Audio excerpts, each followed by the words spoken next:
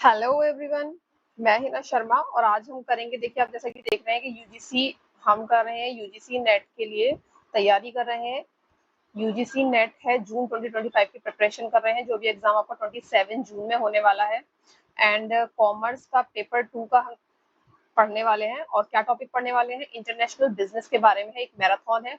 उसके कुछ important topics पढ़ने वाले हैं जो आपको बिल्कुल हेल्प करेंगे एग्जाम के लिए, एंड आपको हेल्प करेंगे उसके क्वेश्चन अटेम्प्ट करने में, ये फॉर श्योर है।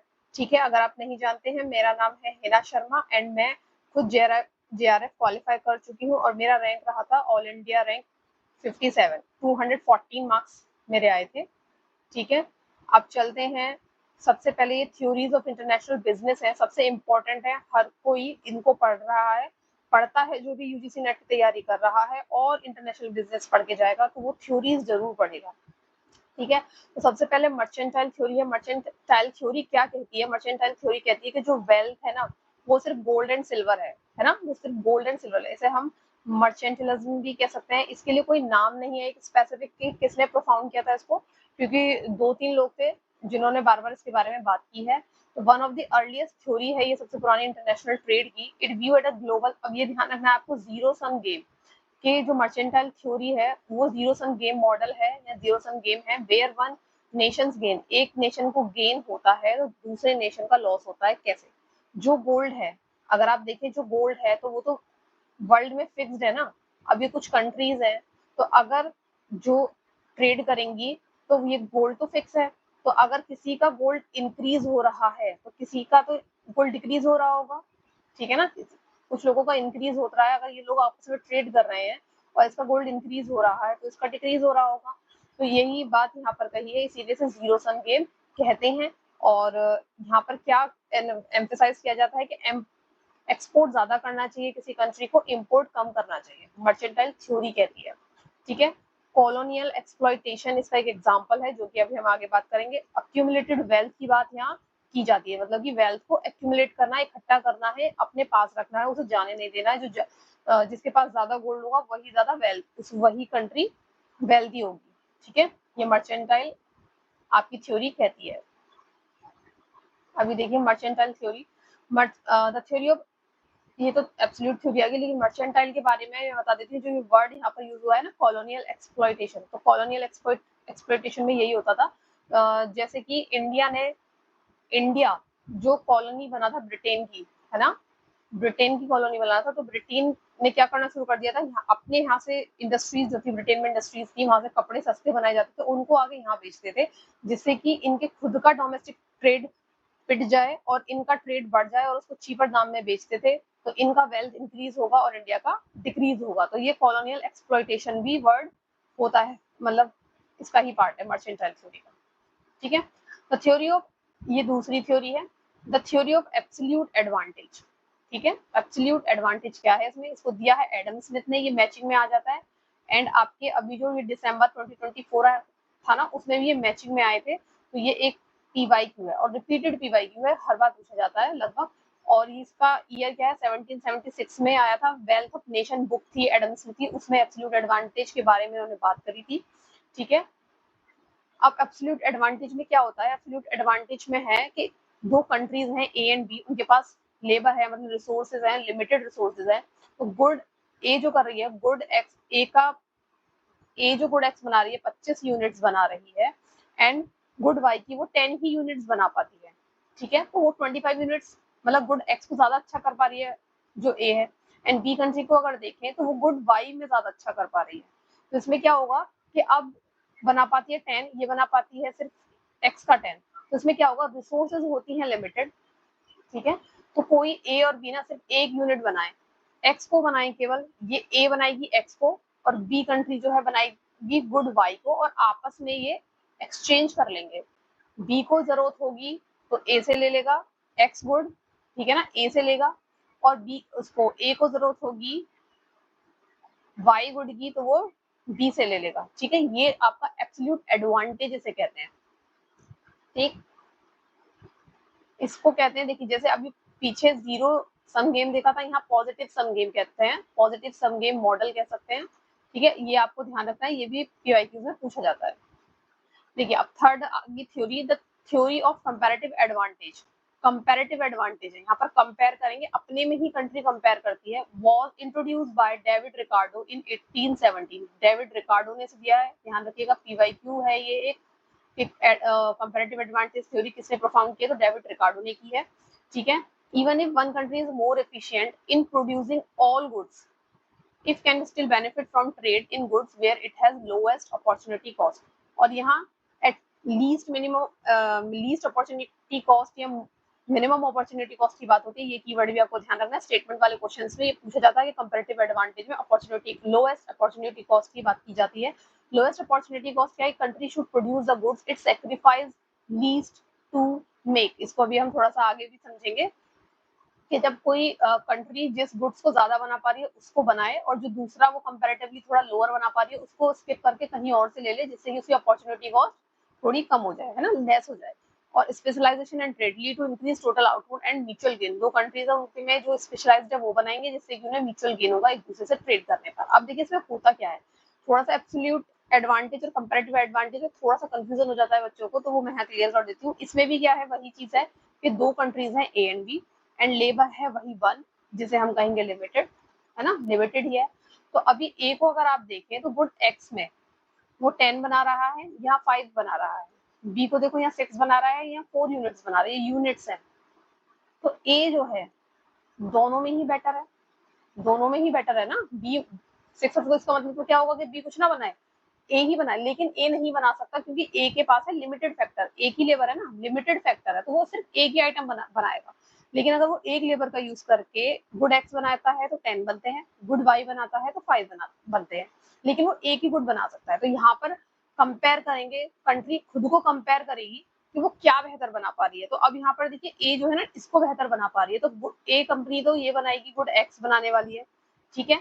अब देखिए जब एक्स बना रही है तो बी तो एक्स फिर बनाएगा नहीं, बी बनाएगा फिर वाई, और ये फिर क्या करेंगे, आपस में करेंगे एक्सचेंज, ठीक है, क्योंकि बी को यहाँ से मिल जाएगा। इसे कहते हैं कंपैरेटिव एडवांटेज थ्योरी। मतलब इन्होंने खुद में ही, ए ने खुद को ही कंपेयर किया कि वो क्या बना पा रहा है, लिमिटेड रिसोर्स से वो क्या ज्यादा बना पा रहा है। एक्स ज्यादा बना पा रहा है तो वो एक्स को प्रोड्यूस करेगा और दूसरी चीज को इम्पोर्ट कर लेगा बी से, गुड वाई को बी से इम्पोर्ट कर लेगा, ठीक है। इसे 2x2 मॉडल कहते हैं। अभी ये दिसंबर 2024 में पूछा हुआ था ये क्वेश्चन, मतलब स्टेटमेंट वाले क्वेश्चन में पूछा था, क्वेश्चन हुआ था ड्रॉप, क्योंकि उसमें उन्होंने गलत आंसर दे दिया था। पहले उन्होंने पूछा था कंपैरेटिव कौन सा स्टेटमेंट नहीं है, कंपैरेटिव एडवांटेज से रिलेटेड नहीं है, और आंसर दे दिया था जो सही थे, है ना, इस तरीके से था।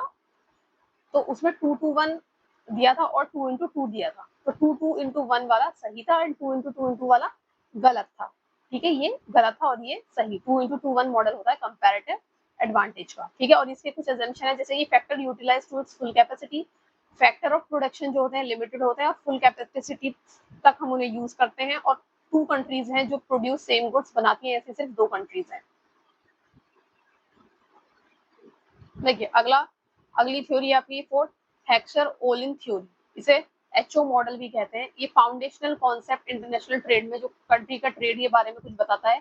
इसको फैक्टर एंडोमेंट थ्योरी भी कहते हैं, ध्यान रखिएगा। फैक्टर एंडोमेंट थ्योरी, ये मैचिंग में थ्योरीज आई थी अभी दिसंबर 2024 में, तो उसमें फैक्टर एंडोमेंट नाम भी था, ठीक है। ये कहता है कि हर कंट्री ना कोई ऐसी रिसोर्स होती है जिसमें वो उसके पास अबेंडेंस होता है, मतलब ज्यादा होती है ना, मैक्सिमम बहुत सारा होता है। इसको आप विन विन गेम मॉडल कहते हैं। क्या कहते हैं, विन विन गेम मॉडल कहते हैं हेक्सर ओलिन थ्योरी को।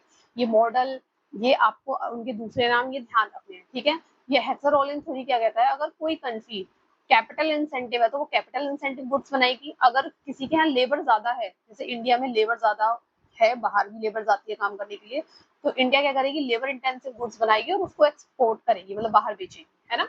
अब ये कहते हैं हेक्सर ओलिन। और जैसे कि इन्होंने कहा, जैसे कि यूएसए है जो कि कैपिटल इंटेंसिव है, मतलब कैपिटल बहुत है वहां पर, तो वो कैपिटल इंटेंसिव गुड्स बनाएगी और जो लेबर इंटेंसिव गुड्स होते हैं उनको इम्पोर्ट कर लेगी। इनको क्या करेगी, बाहर से इम्पोर्ट कर लेगी, बाहर से मंगा लेगी अगर जरूरत है तो, ठीक है। कैपिटल इंटेंसिव का मतलब क्या है, मशीन्स वगैरह, जो पैसे से आप मशीन्स खरीद सकते हैं बड़ी बड़ी, उससे रिलेटेड बातें यहाँ पर हो रही है।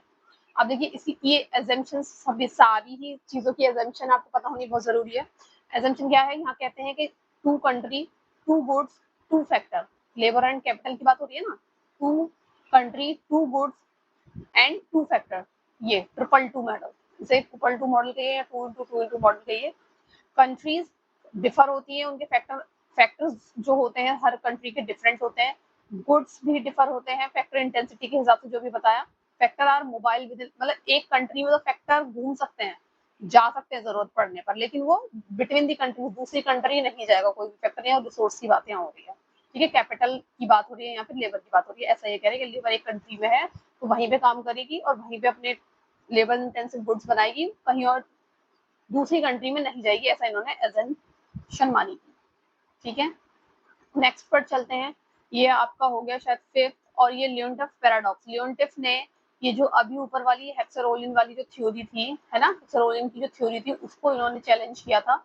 इन्होंने कहा था कि आप कहते हैं कि यूएसए जो है कैपिटल अबेंडेंट है और कैपिटल इंटेंसिव गुड्स वो बनाता है और इंपोर्ट करेगा लेबर इंटेंसिव, लेकिन यूएस तो उल्टा कर रहा है ना, एक्सपोर्ट कर रहा है, मतलब बेच रहा है, तो बेच रहा है तो घर पे बना, अपने डोमेस्टिक कंट्री में वो बना रहा है लेबर इंटेंसिव गुड, और कैपिटल इंटेंसिव गुड्स वो इंपोर्ट भी करता है ना, और एक्सपोर्ट में वो लेबर इंटेंसिव भी कर रहा है। तो ये तो इन्होंने गलत कह दिया, तो इन्होंने इसको चैलेंज किया था। ये भी ध्यान रखना है कि इन्होंने किसको चैलेंज किया था, हेक्सरोलिन ने किया। तो हेक्सरोलिन ने को किसने चैलेंज किया था, लॉयनटिफ पैराडॉक्स कहते हैं उसे, लॉयनटिफ ने करा था। और लॉयनटिफ पैराडॉक्स क्या है, उन्होंने बताया था कि कैपिटल इंसेंटिव वाले कंट्री भी लेबर इंटेंसिव गुड्स बनाती हैं। ठीक है, अब चलते हैं, नेक्स्ट थ्योरी है ये six theory, new trade theory. International trade की ही थ्योरी है। न्यू ट्रेड थ्योरी क्या कहती है, इमर्जिंग 20th सेंचुरी में आई थी, एंड क्लासिकल जो अभी थ्योरीज हमने पीछे पढ़ी थी वो क्लासिकल थ्योरीज थी एक तरीके से, और ये थोड़ी मॉडर्न थ्योरीज हैं। इसका कॉन्सेप्ट था कि इकोनॉमीज ऑफ स्केल होनी चाहिए, मतलब बहुत सारी यूनिट बनाए जिससे कि एवरेज कॉस्ट हो जाए लोअर। ठीक है, कॉम्पिटिटिव एज बढ़े, कोई कंपटीशन में कॉस्ट से ही आप किसी को पीछे छोड़ सकते हैं, स्पेशलाइजेशन हो कंट्रीज में विद सिमिलर रिसोर्सेज, और नेटवर्क इफेक्ट, जितना अच्छा नेटवर्क होगा, the value of the product increase as more people use it, मतलब जितने लोग ज्यादा यूज करेंगे उसको, सोशल मीडिया ऑपरेटिंग, उसकी वैल्यू आपको उतनी अच्छी मिलेगी। तो इसे नेटवर्क कहा इन्होंने ज्यादा लोगों को।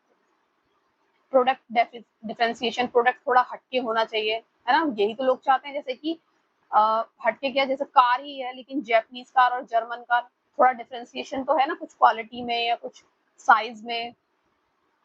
First mover advantage, first mover advantage क्या है, जब भी आप मार्केट में पहला इनिशिएटिव लेते हैं, कोई भी चेंजेस हो रहे हैं टेक्नोलॉजिकल, और आप फर्स्ट इनिशिएटिव लेते हैं, तो फर्स्ट, और तो आपकी सेल हाई होगी उस चीज को लेकर, तो फर्स्ट मूवर लॉस भी हो सकता है, लेकिन अगर आप फर्स्ट मूवर एडवांटेज लेना चाहते हैं तो आपको सबसे पहले किसी मार्केट में ऐसी चीज ले जाइए जो कभी नहीं आई है, तो वहां की जितनी भी रिसोर्सेज है, मतलब मनी में कह सकते हैं, सेल आपकी बढ़ेगी और आपको वहां से काफी प्रॉफिट मिलेगा। And intra industry trade, interest between the industries, explain why countries with similar factor endowment like German and France trade similar goods with, मतलब सिमिलर गुड्स भी आपस में कंट्रीज ट्रेड करती हैं। जैसे मेकअप का कह सकते हैं, क्योंकि काफी सारी ब्रांड है ना, जैसे कि लैक्मे हुआ या मेबेलिन हुआ, तो ये ठीक है, अब मानिए ये इंडिया की है ना, मेबेलिन चाइना की है, तो ये वाला गुड भी चाइना जाता है, और चाइना जबकि इंडिया में ऑलरेडी है, लेकिन ये गुड फिर भी इंडिया आते हैं, बिकते हैं खूब। ठीक है, इस तरीके की ये इंट्रा इंडस्ट्री ट्रेड कहता है। अब देखिए एक और थ्योरी है ये product life cycle theory. Product life cycle theory आपको रेमंड ने दी है, रेमंड वर्मन 1960 में। ये कहते हैं कि जो मार्केट है, सबसे पहले हम अपने घर पर बनाते हैं ना, डोमेस्टिक में बनाते हैं, फिर बाहर जाता है हमारा सामान। फ्रॉम इनोवेशन टू डिक्लाइन की बात करते हैं, इनोवेशन प्लस स्टार्टिंग, है ना, फिर पीक पे पहुंचेगा, फिर डिक्लाइन होगा, इस तरीके से चलता है। And how in production and trade pattern shift across the countries, अलग अलग कंट्रीज में कैसे बिहेव कर रहा है। स्टेजेस क्या है प्रोडक्ट लाइफ साइकिल की यहाँ पर इंटरनेशनल ट्रेड में, तो पहला है इंट्रोडक्शन।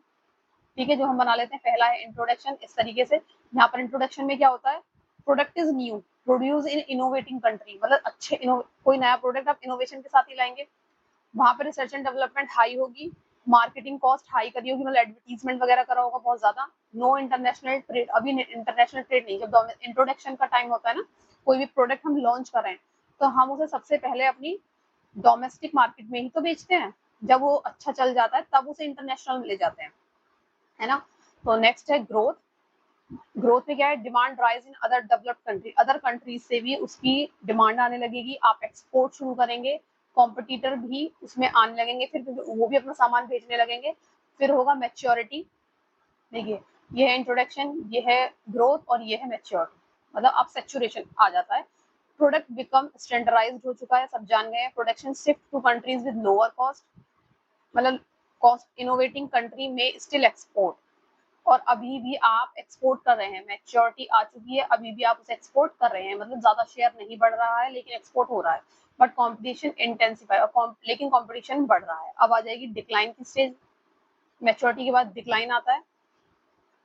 तो डिक्लाइन में क्या है, डिक्लाइन में क्या है, डिमांड सैचुरेट और डिक्लाइन, डिक्लाइन है ना, कम हो जाएगी। इनोवेटिंग कंट्री में इम्पोर्ट, अब इनोवेटिंग कंट्री क्या करेगी, अब उसको बनाना कर देगी बंद उस सामान को, जैसे कोई मानिए कोई लैपटॉप बनाता है ना, कोई लैपटॉप बनाता है, जब तक उसने इंट्रोडक्शन करा, फिर इंटरलाइजेशन करा, फिर उसका मैच्योरिटी आ गई, अब उसे दिख रहा है कि डिक्लाइन हो रहा है, लेकिन यूज तो अब भी हो रहा है, तो क्या करेंगे ना, लैपटॉप बनाना बंद कर देंगे, कोई न्यू इनोवेटिव प्रोडक्ट लाएंगे, कोई न्यू इनोवेटिव प्रोडक्ट लेकर आएंगे, और लेकिन लैपटॉप तो भी यूज हो रहा है, तो अब क्या करेंगे, उसको कर लेंगे इम्पोर्ट दूसरी कंट्री से, इम्पोर्ट कर लेंगे दूसरी कंट्री से, क्योंकि अब वो बहुत लोग बना रहे हैं उस चीज को, ठीक है ना। Production is now mostly in developing countries, बहुत कंट्रीज में उसकी प्रोडक्शन हो रही है, तो वहां से इम्पोर्ट करवा लेंगे सस्ते में, ठीक। ये आपकी थ्योरीज से अब नेक्स्ट टॉपिक है आपका, ये भी इंपॉर्टेंट टॉपिक है, इससे क्वेश्चंस आते हैं। ईपीआरजी फ्रेमवर्क, पहले सिर्फ ये आपका ईपीजी था, आर इसमें बाद में जुड़ा है ना। तो पहले देखिए एथनोसेंट्रिक ओरिएंटेशन, और इसको दिया किसने, हावर्ड वी पलमेटर ने इसे दिया है, बाय विंड एंड डुगलस, मतलब दो नाम लेटर एक्सपेंडेड है, पहले हावर्ड है, फिर बाद में विंड एंड डुगलस।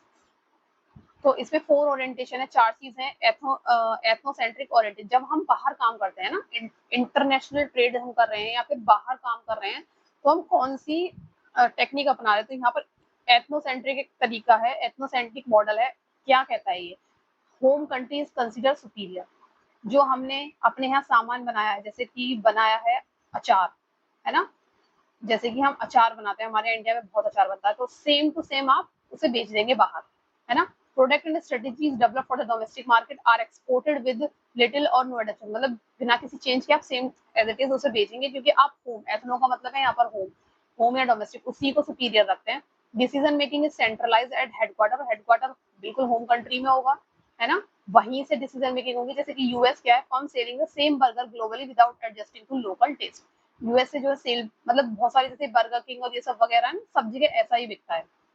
कुछ ऐसे हैं, ऐसे वेराइटीज है जो सब जगह सेम बिकती है, तो वो वहां पर वो ethnocentric organization, ethnocentric model follow करते हैं।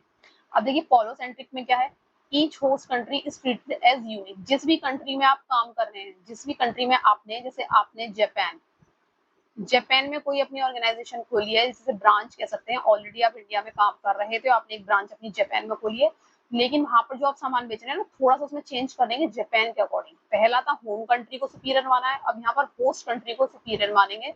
होस्ट कंट्री वो है जहां पर आप ट्रेड कर रहे हैं, और अपना होम कंट्री तो आप जानते हैं, ठीक है। Local subsidies have autonomy to tailor product, tailor product मतलब कस्टमाइज करना, आप वहीं के एम्प्लॉयज को रखेंगे जिससे कि वो लोगों का टेस्ट, लोकल टेस्ट जानते हैं, और उसके अकॉर्डिंग चीजों को बनाएंगे। स्ट्रेटेजीज भी, ठीक है। एनकरेज कल्चरल सेंसिटिविटी, आर्स पड़ोस का कल्चर सेंसिटिविटी इसमें ध्यान रखा जाता है। लोकल रेस्पॉन्सिवनेस, जैसे कि मैकडोनल्ड है, मैक आलू टिक्की, इंडिया में उसका ऐसा सामान आता है जिसमें आलू टिक्की नाम की चीज होती है, ठीक है। अब देखिए ये है रीजनियो centric orientation, regio centric orientation में क्या है, focus in regional similarity rather than individual country, individual जैसे एशिया, अब एशिया में बहुत सारी कंट्रीज है, तो कोई अगर यूरोप से, है ना, कोई यूरोप से यहाँ पर अपनी कंपनी खोल रहा है, एशिया में खोल रहा है, तो वो एशिया के अकॉर्डिंग चलेगा, ना कि पर्टिकुलर इंडिया। जैसे अगर आप इंडिया देखें, पाकिस्तान देखें, नेपाल देखें, या फिर नीचे मालदीव्स देखें, है ना, इनमें कंपनीज में आपस में काफी डिफरेंस है, लेकिन यूरोप जो होगा सिर्फ एशिया की क्वालिटीज देखेगा, जो मेजर एशिया की क्वालिटीज होती है उसी के अकॉर्डिंग अपना सामान सारी कंट्रीज में बेचेगा, ठीक है। Strategies are develop for region, जैसे ईयू, एशियान, ठीक है, एशियान एक ग्रुप है कुछ कंट्रीज का, रेदर देन सिंगल नेशन, एक नेशन को नहीं देखते हैं, वो पूरे रीजन को देख रहे हैं, ठीक। अब क्या है, balances, standardization and localization. Example क्या है, European market strategy for EU countries, मतलब जो ईयू कंट्रीज में 23 कंट्रीज हैं, उसमें जो सब चीज होती है, सेम होती है सबके लिए, ठीक है, EU वालों के लिए। अब इसमें लास्ट है जियो सेंट्रिक ओरिएंटेशन। जियो सेंट्रिक क्या होता है कि पूरे वर्ल्ड को सिंगल मार्केट, मतलब एक जैसा सेम सब जगह, ठीक है। Global integration with local responsibilities, मतलब ग्लोबल का इंटीग्रेशन लोकल रेस्पॉन्सिबनेस के साथ होगा। बेस्ट टैलेंट आइडिया, मतलब किसी भी कंट्री में जो चीज बेस्ट मिलती है वही सबको बेची जाएगी। अगर यूरोप है, यूरोप कोई चीज बेच रहा है तो वो, मानिए चाइना में चीप लेबर अगर उसको मिल रही है तो वो सामान वहां से बनवाएगा, लेकिन उसे हाई प्रॉफिट कहीं और से हो रहा है, मानिए इंडिया में ज्यादा उसका सामान बिक रहा है तो यहाँ पर प्रोडक्शन करेगा लेकिन सेल यहाँ करेगा। तो इस तरीके से वो पूरे वर्ल्ड को एक मार्केट मानता है और जहां चाहे वहां सेल करे, जहां फैक्ट्री लगाए, कहीं अपना आउटलेट खोले, कुछ भी करे, ठीक है ना। बेस्ट टैलेंट ढूंढता है पूरी कंट्री में। जैसे कि Unilever adapting product globally while maintaining a unified brand identity, मतलब पूरा ब्रांड बन जाता है पूरे वर्ल्ड के लिए, ठीक है। अब नेक्स्ट टॉपिक है हमारा एफडीआई। एफडीआई क्या है? जब आप दूसरे देश में जाके इन्वेस्टमेंट करते हैं, जो कि होता है मोर देन 10%। इक्विटी में करें, है ना, इक्विटी में कर सकते हैं, स्टॉक डिवेंचर इन सब में कर सकते हैं, लेकिन क्या है, मोर देन 10% होना चाहिए, तो वो आपका एफडीआई में आता है। और एफडीआई आपका हर सेक्टर में, आप कुछ सेक्टर रिस्ट्रिक्टेड होते हैं, कुछ सेक्टर आप ऑटोमेटिक है ना, ऑटोमेटिक एंट्री है, और कुछ में क्या होती है, गवर्नमेंट अप्रूवल लगता है ना, या फिर उसे कह सकते हैं ऑटोमेटिक हो सकते हैं या इनडायरेक्ट कह सकते हैं। तो उसमें गवर्नमेंट अप्रूवल, ऑटोमेटिक में क्या है, डायरेक्ट किसी की अप्रूवल की जरूरत नहीं है, और दूसरे में कुछ ऐसी होती है जो रिस्ट्रिक्ट होती है, परमिशन की जरूरत होती है, तो वो गवर्नमेंट की परमिशन के अकॉर्डिंग, या फिर उन्होंने लिमिट सेट कर रखी होती है कि कितना तक कोई कर सकता है।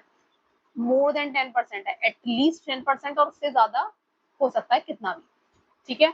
अब इसमें क्या होता है, इक्विटी कैपिटल क्या है, डायरेक्ट आप परचेज ऑफ शेयर कर सकते हैं फॉरेन कंपनी में, किसी भी विदेशी कंपनी में आप शेयर्स खरीद लें मोर देन 10%, तो आपका एफडीआई हो जाएगा। और री इन्वेस्टमेंट अर्निंग, और जो उन शेयर से आप अर्न कर रहे हैं उसको भी री इन्वेस्ट कर दें, वापस ना निकालें, तो वो आपका एफडीआई रहेगा, ठीक है। एफडीआई से क्या होता है, किसी कंट्री को क्या फायदा होता है, तो कैपिटल आ रही है, पैसा आ रहा है, technology expertise into the host country, it can boost employment, infrastructure, economic growth for investor, it offer access to new market, lower production cost and strategic global positioning. मतलब बिजनेस में कैपिटल एक ऐसी चीज है जिससे कि सारी फायदे होने लग जाते हैं। अगर कैपिटल आने लगती है, मतलब दूसरी कंट्री से कैपिटल आई है, तो इंसान उसमें 10% से ज्यादा है तो वो एक्टिवली वहां ध्यान भी देगा, और टेक्नोलॉजी एक्सपर्टीज सब कुछ प्रोवाइड कराएगा जो उसके लिए पॉसिबल है उसे, क्योंकि उसे बंदे में प्रॉफिट भी चाहिए ना, ठीक है। अब कुछ टाइप्स होते हैं एफडीआई के, जैसे कि horizontal, vertical, conglomerate and platform FDI. इसमें क्या मतलब है, हॉरिजॉन्टल एफडीआई होती है जब आप यहाँ इंडिया में भी आप बैंकिंग का बिजनेस करते हैं और वहां भी आप बैंकिंग के ही बिजनेस में इन्वेस्ट कर रहे हैं, तो आपका होगा same activity in a new country, ठीक है। सेम एक्टिविटी, जैसे कि आप लोन, बैंकिंग में क्या कर रहे हैं, लोन में काम करते हैं, लोन डिपार्टमेंट में, और यहाँ भी आप लोन डिपार्टमेंट में ही इन्वेस्ट कर रहे हैं, तो ये आपका सेम लेवल का हो गया, ठीक है। जैसे कि मैकडोनल्ड हर जगह अपने ब्रांच वैसे वाले ही खोलता है, बर्गर वाले, ठीक है। वर्टिकल एफडीआई क्या है, जब आप, वर्टिकल एफडीआई होता है दो तरीके का, फॉरवर्ड या फॉरवर्ड वर्टिकल, ये है जब आप कस्टमर के क्लोज जाते जा रहे हैं, कस्टमर क्लोज हो रहे हैं, और यहाँ कस्टमर से क्लोज नहीं हो रहे हैं, है ना, दूर होते जा रहे हैं एक तरीके से। फॉरवर्ड में क्या आता है, फॉरवर्ड वर्टिकल एफडीआई में क्या आता है कि आप जैसे मानिए कार मैन्युफैक्चरिंग इंडस्ट्री में आप हैं, ठीक है, कार मैन्युफैक्चरिंग इंडस्ट्री में आप हैं, कार मैन्युफैक्चरिंग में बहुत सारी चीजें होते हैं, आप मानिए इंडिया में आप यहाँ रख लेते हैं, जैसे सबसे पहले रॉ मटेरियल चाहिए होता है, फिर उनके स्टील चाहिए होती है ना, फिर ये टायर्स हो गए, इस तरीके से चाहिए होती है, कार इंडस्ट्री में है, फिर मैन्युफैक्चरिंग आ जाएगी, फिर सेल्स आ जाएगी, जहाँ पे सेल्स आउटलेट कह सकते हैं। तो अगर आप अभी रॉ मटेरियल में काम कर रहे हैं और आप यहाँ मैन्युफैक्चरिंग में इन्वेस्ट कर दें, मतलब कस्टमर के क्लोज आ गए, कस्टमर सेल्स आउटलेट में आएगा ना, कस्टमर के क्लोज आ गए आप, तो ये आपका फॉरवर्ड वर्टिकल एफडीआई है। और बैकवर्ड वर्टिकल एफडीआई होता है जब आप मैन्युफैक्चरिंग में वर्किंग है या मैन्युफैक्चरिंग इंडस्ट्री में आप अभी कर रहे हैं इन्वेस्ट, आपका बिजनेस है, और आप रॉ मटेरियल पे आ जाए, पीछे हो रहे हैं, आप कस्टमर से दूर जा रहे हैं, तो वो आपका बैकवर्ड वर्टिकल एफडीआई होता है, ठीक है। कॉन्ग्लोमरेट एफडीआई होता है जब आप अनरिलेटेड बिजनेस में इन्वेस्ट करें, इधर आप कार में कर रहे हैं और वहां आप फार्मेसी में करें, ठीक है ना, फार्मेसी में करने लगे, बिल्कुल अनरिलेटेड बिजनेस है। प्लेटफॉर्म एफडीआई क्या है? Setting up operation in one country to export other, जैसा कि अभी ऊपर एग्जांपल दिया था कि यूरोप की कोई कंट्री चाइना में अपना ऑफिस खोलती है, वहां पर प्रोडक्शन करती है, लेकिन उसको सेल करती है इंडिया में, ठीक है, ये प्लेटफॉर्म एफडीआई है। Operation in one country export to other, यहाँ पर सिर्फ प्रोडक्शन करने के लिए उसने इन्वेस्ट किया है, सेल वो इंडिया में करने वाली है, तो इसे कहते हैं सिर्फ आपने एक जगह को चूज करा है प्रोडक्शन के लिए, ठीक है, तो उसे प्लेटफॉर्म एफडीआई कहते हैं। चलते हैं नेक्स्ट टॉपिक की तरफ।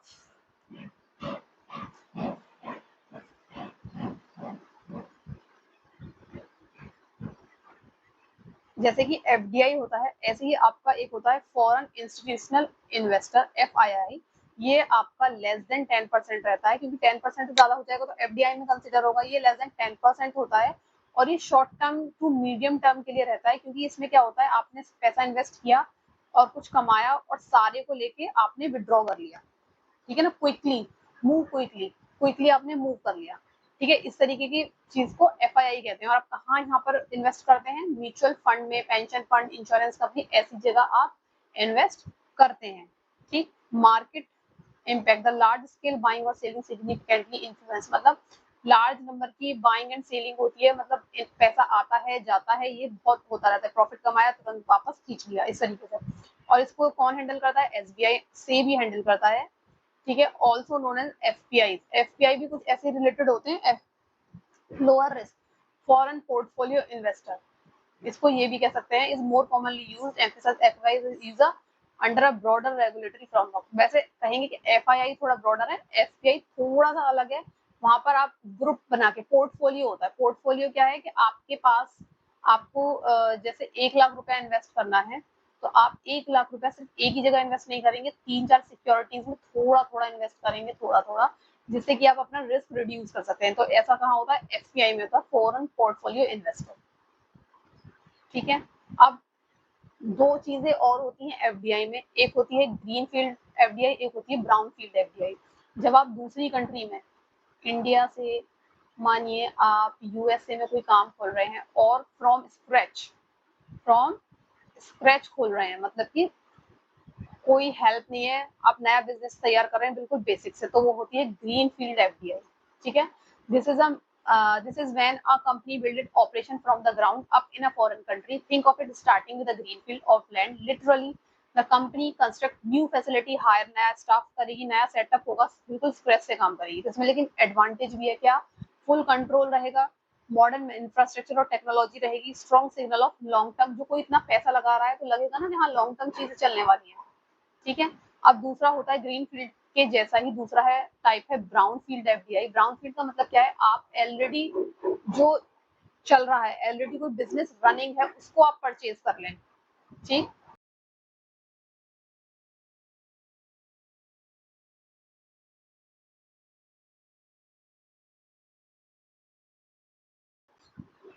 ओके, तो एक आप पहले से कोई बिजनेस रनिंग था, आपने रनिंग बिजनेस को क्या कर लिया?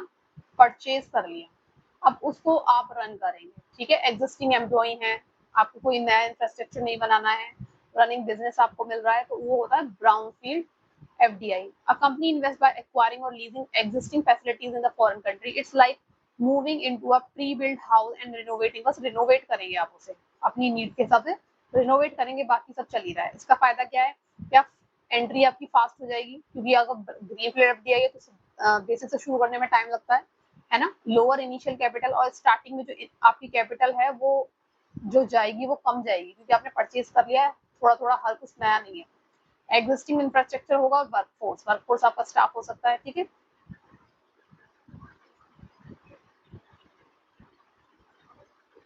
अब देखिए कुछ ये है एंट्री मोड्स, ये आपका टॉपिक है एंट्री मोड। इंटरनेशनल ट्रेड में आप एंट्री करते हैं किस किस तरीके से करते हैं? सबसे पहला सिंपल है एक्सपोर्ट। एक्सपोर्ट भी आप दो तरीके से करते हैं, या तो डायरेक्ट एक्सपोर्ट करते हैं या इनडायरेक्ट एक्सपोर्ट। डायरेक्ट क्या है, आप खुद सेल कर रहे हैं। इनडायरेक्ट क्या है, बीच में कोई मिडिल मैन है, इंटरमीडिएटरी है, उसके थ्रू आप सामान अपना बेच रहे हैं। सेकंड है आपका लाइसेंसिंग और फ्रेंचाइजिंग। आप अपने आप में दोनों अलग अलग टॉपिक है। लाइसेंसिंग में क्या होता है, आप अलाउ कर देते हैं किसी को इंटेलेक्चुअल प्रॉपर्टी अपने पेटेंट या ट्रेडमार्क यूज करने के लिए अलाउ कर देते हैं, और फिर वो बनाए सामान आपके पेटेंट पे बेचे, ठीक है। फ्रेंचाइजी क्या है, सब कुछ आप ब्रांड नेम भी दे रहे हैं, यहाँ पर ब्रांड नेम नहीं दिया जाता, सब कुछ आप सेटअप करके देंगे। जैसे कि आप देखते हैं ये जो बर्गर किंग वगैरह वाले होते हैं, है ना, ये फ्रेंचाइजी खोलते हैं, ये पूरा सेटअप लॉन्च करके देते हैं, है ना, सारे वो करके देंगे, चेयर टेबल वैसे ही लगा के देंगे, और जो यूनिफॉर्म होगा वो भी देंगे, बनाना भी सिखाएंगे, ट्रेनिंग देंगे, सब कुछ होगा फ्रेंचाइजी में। और उसका लेकिन वो पैसे लेते हैं, ठीक है, सब चीजों के पैसे लेते हैं। थर्ड है कॉन्ट्रैक्ट मैन्युफैक्चरिंग। कॉन्ट्रैक्ट मैन्युफैक्चरिंग में क्या है कि आपने कॉन्ट्रैक्ट किया है किसी से कोई मैन्युफैक्चरिंग करने के लिए। मैन्युफैक्चरिंग मतलब कोई सामान आप बनवा रहे हैं। A firm contract a local manufacturer to produce goods best for cost effective. मतलब लोकल का मतलब क्या है, यहाँ पर जिस कंट्री पे आप ट्रेड करना चाह रहे हैं, जैसे आप इंडिया से यूएस में ट्रेड करना चाहते हैं, तो यूएस का कोई लोकल से आपने कॉन्ट्रैक्ट किया है कि आप हमें शू मैन्युफैक्चर करके देंगे, ठीक है, और उस पर आप फिर अपना ब्रांड लगाकर बेच देते हैं। मैन्युफैक्चर इनसे करा रहे हैं और आप बेच रहे हैं, तो ये contract manufacturing, the way of entry mode of into the international trade. ठीक, अब होता है एक जॉइंट वेंचर, पार्टनरशिप कर लेना, डोमेस्टिक और फॉरेन कंपनी का पार्टनरशिप में आ जाना, ठीक है, रिस्क शेयर करना, लोकल एक्सपर्टीज, इंडिया की क्या एक्सपर्टीज है उसी सब्जेक्ट में और यूएसए की क्या है तो वो मिलेगी तो अच्छा ही करेगी, और रिसोर्सेज भी, ठीक, कैपिटल, लेबर, इस रिसोर्सेज। अब और एक और तरीका क्या है, होली ओन सब्सिडरी, आप परचेज कर ले, है ना। ब्राउन फील्ड में तो क्या होता है, रनिंग बिजनेस को आप परचेज कर लेते हैं, लेकिन ग्रीन फील्ड में क्या है, आप जब स्क्रैच से कोई चीज बनाए तो आपका होली ओन होगा, वो खुद का पूरा होगा, मतलब 100% आपने उसे परचेज कर लिया है, ठीक है। आप इन सिक्स्थ है, नेक्स्ट है आपका स्ट्रेटेजिक अलायंसेस। स्ट्रेटेजिक अलायंसेस क्या होता है, कोलैबोरेशन विदाउट इक्विटी शेयर। अभी जो आपने जॉइंट वेंचर पढ़ा उसमें तो आप बिल्कुल पार्टनर बन गए, लेकिन यहाँ पर स्ट्रेटेजिक अलायंस है कुछ समय के लिए कुछ पर्टिकुलर प्रोजेक्ट के लिए कोलैबोरेट करा, लेकिन इक्विटी वगैरह शेयर नहीं होती, सारी चीजें उसमें एक नहीं होती है, ठीक है। सबके अपने अपने एडवांटेज एंड डिसएडवांटेज होते हैं। अब चलते हैं नेक्स्ट मोड है आपका, एक होता है टर्न की प्रोजेक्ट, है ना। ये भी टर्न की का सबसे बढ़िया एग्जांपल है मेट्रो। जापान में सबसे पहले मेट्रो बनी थी, इंडिया ने बुलाया जापान वालों को, भैया हमारे यहाँ भी मेट्रो बनाओ। जापान वाले आते हैं, मेट्रो का मैन्युफैक्चरिंग करके जाते हैं, उसे मतलब ऑपरेट करके देखते हैं, मतलब चल रहा है या नहीं चल रहा, और की को, मेट्रो की क्या कर देते हैं, ट्रांसफर कर देते हैं, ठीक है, इंडिया को। मतलब आएंगे, बनाएंगे और आपको दे देंगे चलाने के लिए। Turnkey project is a type of contract where a company is hired to design, construct and fully equip facility, सब कुछ करता है वो, इमीडिएट यूज बाय क्लाइंट, है ना, इमीडिएट यूज कर सके क्लाइंट, ऐसा बना के देगा, और उसको कहते हैं turnkey project. And start turn the key, मतलब की जो है टर्न हो जाएगी, जापान से इंडिया आ जाएगी, एंड स्टार्ट ऑपरेशन, और ऑपरेशन उसके तुरंत स्टार्ट हो जाएंगे। इसमें क्या होता है, सिंगल पॉइंट रिस्पॉन्सिबिलिटी होती है, contractor handle everything from design, procurement, किसको रखेंगे hiring, to construction and commissioning everything. Cost का भी वही देखेंगे, fix cost and timeline, time जो देंगे वो उसी में बताएंगे। मिनिमम क्लाइंट इन्वॉल्वमेंट, क्लाइंट का इन्वॉल्वमेंट ज्यादा नहीं होता है, क्योंकि सारी जो टेक्नोलॉजी है वो तो दूसरी कंट्री की है, वो आपके लिए करके दे रहे हैं, ठीक है। तो ये इसके फीचर्स होते हैं टर्न की प्रोजेक्ट के। आप देखिए ये क्या है, ये है आपकी एफडीआई थ्योरीज, ठीक है, ये है आपकी एफडीआई थ्योरीज। एफडीआई थ्योरीज क्या होती है कि एफडीआई आप जो करते हैं उसके अलग अलग विचार सबने रखे। देखिए Hymer's theory of international production, ये क्या कहते हैं, Stephen Hymer argue that IDA वहां occur when firm possesses firm specific advantage, जब उसके पास कोई एडवांटेज होता है वहां आपको इन्वेस्ट करना चाहिए, जहां टेक्नोलॉजी, ब्रांड रेपुटेशन, ऐसी चीजें हो, ठीक है। अब नेक्स्ट क्या है, Varman products life cycle theory, जो भी हमने ऊपर भी पढ़ी थी। ये क्या कहता है, जब आपका प्रोडक्ट मैच्योर हो जाता है, Raymond Vernon propose the firm invest abroad as their product mature, जब प्रोडक्ट मैच्योर हो जाता है, जब हम उसे अब्रॉड इन्वेस्ट करते हैं या भेजते हैं, ठीक है। Initially product are produce and sold domestically, initially interest मतलब इंट्रोडक्शन स्टेज में जब प्रोडक्ट बनेगा, प्रोड्यूस होगा और सोल्ड होगा, वो कहाँ होगा, डोमेस्टिक में ही होगा, है ना, डोमेस्टिक कंट्री में ही होगा आपकी, बाहर नहीं भेजते इंट्रोडक्शन में। As they become standardized, products shift to lower cost country to maintain competitiveness, मतलब बाहर भेजने लगते हैं और competitiveness भी हो जाती है। नेक्स्ट थ्योरी है इंटरनेशनलाइजेशन थ्योरी। इंटरनेशनलाइजेशन थ्योरी क्या होती है? This theory suggest that firm prefer FDI over licensing, है ना, लाइसेंसिंग की बात हो रही है एफडीआई में, to internationalize operation and avoid market imperfection like transaction cost, intellectual property risk, quality control, मतलब रिस्क को रिड्यूस करने की बात है। और लाइसेंसिंग की बात कर रही है कि लाइसेंसिंग की बेसिस पे आप किसी को लाइसेंस दे दीजिए, उस तरीके उनको करने दीजिए काम और वहां से आप प्रॉफिट उठाइए, ठीक है। अब फोर्थ है आपका इलेक्ट्रिक पैराडिगम, ओएलआई मॉडल भी इसे कहते हैं। ओएलआई मॉडल क्यों कहते हैं? कि ओ से ओनरशिप, एल से लोकेशन एंड आई से इंटरनेशनलाइजेशन। इसका क्या मतलब है कि जब आप कहीं एफडीआई कर रहे हैं, इसमें एक नाम ये जॉन डनिंग भी है, इसको भी ध्यान रखिएगा, इन्होंने दिया था ये। कहीं पर आप एफडीआई कर रहे हैं, मतलब फॉरेन डायरेक्ट इन्वेस्टमेंट कर रहे हैं, तो आपको क्या होता है, ओनरशिप एडवांटेज मिलती है ना, और लोकेशन एडवांटेज मिलती है, मतलब वही तो करेंगे जहां पर आपको कुछ लग रहा है कि उस लोकेशन पे काम करने से आपको कुछ फायदा होने वाला है। और इंटरनेशनलाइजेशन एडवांटेज भी मिलेगा कि आप अब अंतरराष्ट्रीय ट्रेड कर रहे हैं। FDI happen when all three condition are, अगर ये तीनों कंडीशन मेट हो रही है तो ही एफडीआई करें, ऐसा ये कहते हैं। अब देखिए लास्ट है ये दो और इंटरनेशनल एफडीआई की थ्योरीज, ठीक है। क्रेकर-बुकर्स थ्योरी ऑफ ओलिगोपॉलिस्टिक रिएक्शन, ये कहते हैं कि ओलिगोपॉलिस में क्या होता है, फ्यू इंडस्ट्रीज होती है, फ्यू कंपनीज होती हैं, तो अगर एक बाहर जाएगी तो बाकी भी फटाफट से लपक के बाहर पहुंच लेंगे, ऐसा ये बताते हैं। और 6 में क्या है, institutional and behavioural theories, these newer approaches consider, ये क्या कंसीडर करते हैं, कल्चर, पॉलिटिकल, इंस्टीट्यूशनल फैक्टर, सभी फैक्टर को देखते हुए उनका रिस्क परसेप्शन, रेगुलेशन, नॉर्म, सब कुछ देखे तब एफडीआई का डिसीजन लेना चाहिए, ये इंस्टीट्यूशनल एंड बिहेवियरल थ्योरी कहती है, ठीक है। आज के लिए इतना ही, आई होप आपको समझ आई होंगी सारी चीजें। एंड इन सबके शॉर्ट में मैंने कीवर्ड्स रखे हैं कि आपको अगर स्टेटमेंट वाइज भी क्वेश्चन आता है तो आप कर पाएं। एंड टेलीग्राम चैनल ज्वाइन करना बिल्कुल भी ना भूलें, इसकी पीडीएफ आपको वहीं पे मिलेगी अगर ये पीडीएफ आपको चाहिए रीड करने के लिए।